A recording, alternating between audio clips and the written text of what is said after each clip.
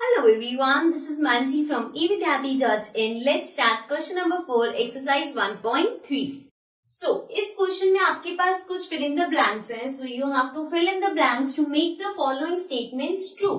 यहाँ पे कुछ statements given है जिसमें आपके जो blanks है आपको वो fill करने हैं और इस तरह से fill करने की जैसे ये equals to है तो ये statement true होनी चाहिए, ठीक है.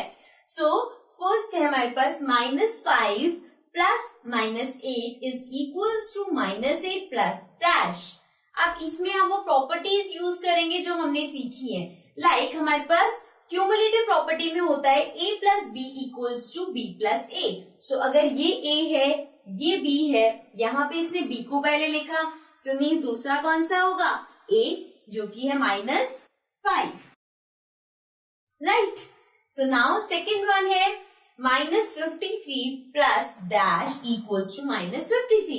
-53 में आप क्या ऐड करोगे कि -53 ही आ जाए. सो ऑब्वियसली अगर आपको वही सेम नंबर चाहिए तो हम 0 ऐड करते हैं. सो अगर हम इसमें 0 ऐड करेंगे मीन्स कुछ भी ऐड नहीं करेंगे तो वही सेम नंबर रहेगा. Okay, now third one we have is 17 में मैं क्या ऐड करूं कि 0 आ जाए. अब 17 में तो कुछ भी ऐड करोगे तो वो 17 से बड़ा ही होगा, मीन्स कि हम इसमें नेगेटिव नंबर ऐड करेंगे. और हमें पता है जब सेम नंबर्स होते हैं लाइक 3 है और दूसरा नंबर -3 है. अब अगर मैं कहूं कि इनको ऐड करो so this will B 3 plus minus minus और ये हो जाएगा 0, मीन्स हम इसको ऐसे ही कैंसिल कर देते हैं. सो अगर यहाँ पे 17 है तो अगर 17 में मैं -17 ऐड कर दूंगी तो वो 0 हो जाएगा. So this will be -17. Then fourth part में आपके पास है 13 plus -12 in bracket whole plus dash equals to dash plus in bracket -12 plus -7. Now ऐसी हमने एक प्रॉपर्टी करी है, कौन सी वाली, एसोसिएटिव वाली, जिसमें क्या होता है कि नंबर्स को आप अगर पहले ये पेयर बनाया है और उसमें दूसरे में पेयर बनाया तो वो सेम ही होता है. सो दिस मीन्स कि इन्होंने पहले 13 और -12 को लिया और एक नंबर बाद में लिया.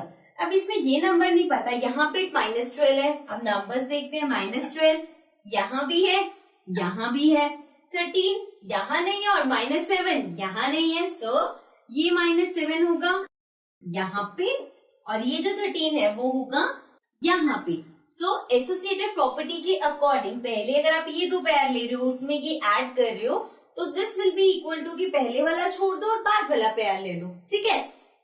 सो now coming to the last one, last वाले फिफ्थ में हमारे पास है -4 plus in brackets dash plus -3 equals to dash plus 15 plus dash, ठीक है. अब ये भी एसोसिएटिव प्रॉपर्टी है. सिंपल सा इसमें हम लॉजिक लगाएंगे कि यहाँ पे -4 है और यहाँ पे नहीं है, यहाँ -13 है इस साइड नहीं है, यहाँ 15 है और वो उस साइड नहीं है. सो ये 15 हो जाएगा यहाँ पे, ये हो गया -4 और ये हो गया -3. Simple as that. अब देखो -4 को छोड़ दिया और लास्ट वाले दोनों को पहले ब्रैकेट में रख के सॉल्व किया, यहाँ भी पहले वाले दोनों को ब्रैकेट में रख के सॉल्व कर दिया और लास्ट वाला छोड़ दिया, ठीक है. सो ये हमारी एसोसिएटिव प्रॉपर्टी है. So with this we complete our exercise 1.3. Now if you have any doubt, any query, किसी भी क्वेश्चन में आपको कुछ भी प्रॉब्लम हो तो आप नीचे कमेंट्स में मेंशन कर सकते हैं. I will be there to help you and also subscribe our channel.